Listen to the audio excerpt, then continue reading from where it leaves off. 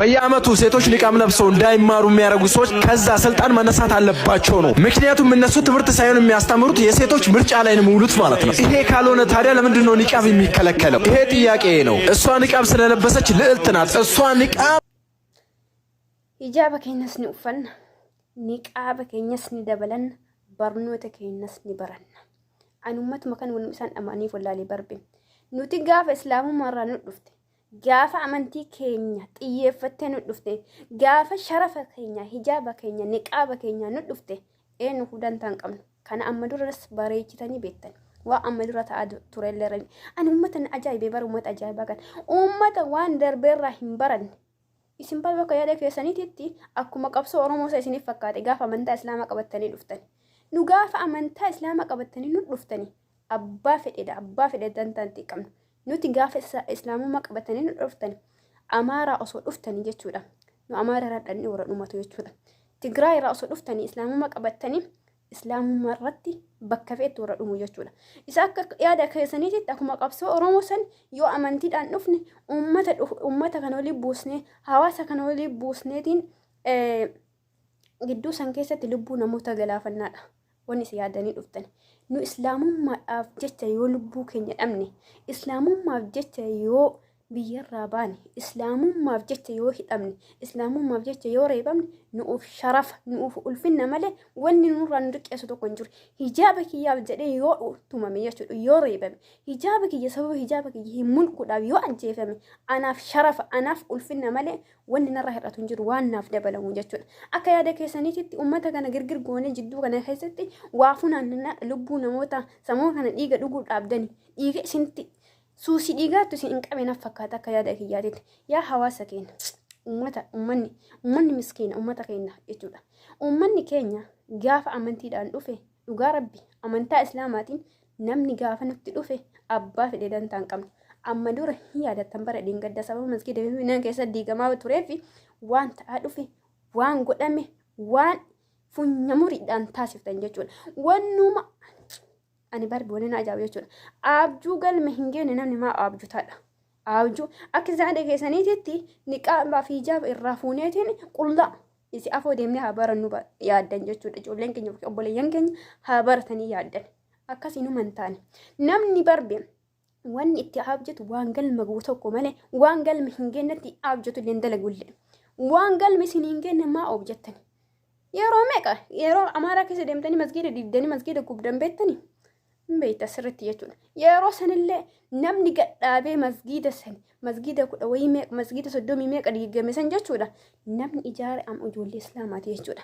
eessarraa amaararraa oromoorraa tigraayirraa saba oromoo kanarraa saba oromoo bira darbee jechuudha ummata mana madaamiitu ijaare jechuudha gaafa intalli takka jechuudha sarraatanyaan takka yoo hojjettu mana waa akkanaatu jira jette dhugaa rabbi maallaqa baastee kennite jechuudha maali dhattee achitti salaatti isiin itti salaattu jecha laa ilaaha illallah waa waliin nu qabduudha jecha laa ilaaha illallah kuni miizan isiin qabduun beekta isin jechuudha silaa hoo nama itti haqa itti amane malee jechuma laa ilaaha illallah kana akka qoosaatii warra fudhatu jira nu gaafa islaamummaa dhufte jechuudha gaafa amantii kennan dhufte daanta nama kamuutu hin qabnu assalaamu alaykum warahmatullahi wabarakaatu ummati miiruma keessa gadi dhugumaanuu jiru maali shidhiifa manaa godhama wanna biyya keenya keessa deemaa jiru hundi keessanuu quba qabdan jedhee yaada intalli durbaa intalli islaamaa niqaab ofii lafa keettee takkaayyuu hijaab ofii lafa keetteetiin isa amma waan itti xiyyeeffata hijaab ofii mulqattee barachuu qabdiidha wanni isaan jedhaa jiran jechuudha amma dhalatan natti fakkaati beektaa amma lafarraa ol dhufaa jiran natti fakkaatu warri kan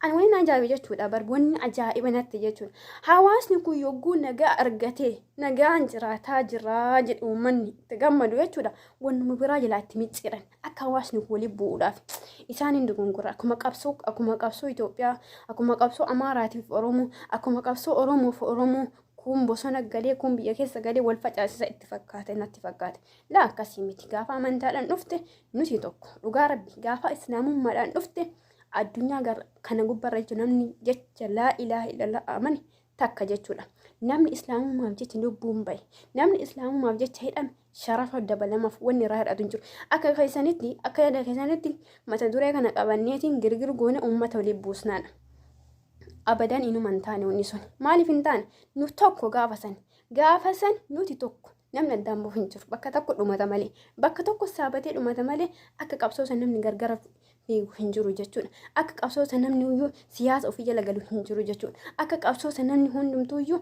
hoogganaa siyaasa san jala galu hin jiru jechuudha. Hoogganaan nuti hoogganamnuuni لا إله إلا الله أشهد أن لا إله إلا الله لا إله إلا الله كنا في هندو مقرنا حواسقين الرادي بأول نكون واسم باسوتي نوف شرف دبلا جرتمله والله شرف نور راحرات جوجودا هجامني والفنا دبرتوت أما دراتي والفنا حالو ليك نياتي كإرجما ربي عليه الصلاة والسلام على منا إسهاني فآتي كنا في هجامني كينيا والفنا كينيا هجامني كينيا ما جيسني hijaabni keenya waa hunda keenya sitirii keenya hijaabni keenya nuuf gammachuu nu dabala malee nu ulfinna sharafa nu dabala malee wani nurraa hir'isu hin jiru jechuudha. Kanaaf uummata keenya hin gongorinaa irraa deebi'aa nuti gaafa amantaan dhufne nunni naafuu dhaabbatu hin jiru jechuudha. Namni tokko naafuu dhaabbatu hin jiru dhugaa rabbi. Tarii reebamuu jira, tarii ajjeefamuu jira, tarii miidhamuu jira, qaama miidhamtootaa keessa galuu jira. Haa jiraatu nu garuu sharafa. Alhamdulillah baga kan argadhe baga kan argadhe jennee of gammanna malee baga maa akkana ta'e jennee tasuma duuba deemee warra yaaduu miti jechuudha. Gaafa amantiidhaan dhufte dargaggeessi tiktookii irratti jechuun miidiyaa garaagaraa irratti dubartii achi as gargaliin jedhu kun isa namni dura bu'ee shaahidummaa argachuuf ta'u. Uummata kana ofii kaasuu barbaadanii xayyib. Uummata kana ofii kaasuu barbaadanii nu dhiisa lakka. Nu dhiisa nu nagaa feena nu nama tuquun barbaannu. Dhugaa rabbi nu nama tuquullee miti. ummanni islaama dhugaa rabbi ummata nagaa barbaadudha. Ummata Itoophiyaadhaaf illee waa hunda tumsaa jiru tumsuudhaaf illee deemudha. Nu dhiisa nu nagaa feena nu nagaan jiraachuu barbaanna. Gargari nama kamuutuu hin feenu. Nuti wanni barbaannu nagaan jiraachuu amantaa keenya kabachiifachuu dubartoota keenya irratti hijaaba isaanii kabachiisuu dhiirota keenya irratti waa isaan barbaachisu kabachiisuu barbaanna. Nu nagaa barbaanna nu dhiisa nu jiraachuu barbaanna nagaadhaan jechuudha. Nagaadhaan hawaasa kaaniidhaan illee amantii keenya gargar ta'ullee hawaasa kaaniin jaalalaan jiraachuu barbaanna. Nu dhiisa nurraa ta'a waan isin hin geenne irratti waa isiniif hin taane irratti hin objatinaa nu dhiisa. Nu dhiisan dhiiftani yoo tolaan dhiisuu baattaa ammoo akka dirqiin dhiistan beekamaadha waan ta'eef amma durallee isin lafumaa kaasaa turtan hawaasuma keenyatti isin afotti fashaleessa jechuudha. Wanni isin wanuma dhamaniif iyyuu argu barbe yeroo meeqa karoora meeqa baastanii yeroo meeqa waa meeqa gootanii wanuma takka isin hin milkaa'u isinillee milkaa'u dhibneen ta'u. Nuti dhugaa dubbachuuf jecha uummata Falastiin amma kana dhumataa jiru kun rabbi isaanii haa tumsu osoo dandeetti qabeenyaatti qabaanne osoo dandeetti dhaqanii achi shahiidummaa wayii qabaanne dhugaa rabbi akka deemu uummanni keenya shahiidu taasuma shakkii irra hin jiru jechuudha. Taasuma shakkii nama takka irra hin jiru jechuudha. Anuma duriyyee kanatu gurbaan duriyyee tiktook irra nama arrabsu kanatu dhaqee achi shahiida jechuudha. Garuu qabeenyi tunillee yeroo nama daangessitu qabdi. Kanaaf nu dhiisaa nu nagaa barbaanna. Ijaabni keenya nuuf kabajaadha. Ijaabni keenya nuuf sirtiriidha. Ijaabni keenya nuuf bareedina, nuuf miidhagina. Ijaabni keenya nuuf ulfinna. Ijaabni keenya nuuf gaachana. Qullaa deemuun barbaannu. Qullaa deemuun barbaannu. Qullaa jedhee sheekaa roobi. Kanaaf qullaa deeme qullama waan ta'eefuyyuu isa waa keessa jiru santu isa waa uffatee deemu santu kabajaa qaba akka maleetti. Kanaaf nu dhiisa nu jiraachuu barbaanna. Nu nagaa biyyaallee barbaanna. Nu nama uummata nama jeequullee miti. Uummata nama amantaa biraa irratti illee duuduu miti. Tarii namni tokko walwaallee ka gamana qaba jiraachuu danda'a kaasiif achi fakkaatu. Kanaaf nu dhiisa nu jiraachuu barbaanna. Nagaan jiraachuu barbaanna. Hawaasa keenya wajjin jiraachuu barbaanna. Nu dhiisa nu hin qabaa fi jaaba keenya hin buusnu. Barnootaallee hin dhiisnu. Barnoonni barbaachisaadha. Barnoonni nurratti waajiba. Barnoota lachuu barachuun jechuudha. Kanaaf nu nagaan jiraachuu barbaanna. Nu dhamaasinaati. Nu dhamaasuuf yaaltanii garuu ammoo kadhamee galu isinuma waan ta'eef waggaa 5 6 haga 20 wanni kun itti fufa malee waan dhaabbatu miti. Nu dhiisaa nu jiraachuu barbaanna. Nu nama nagiyaati. Nu beektanii bareechitanii nu beektanii. Haga nuuf hin beekne caalaa nu beektan jechuudha gaafa amantaa keenyaan nu dhufe. Kanaaf yaa nu dhiisaa nuti jiraachuu barbaanna.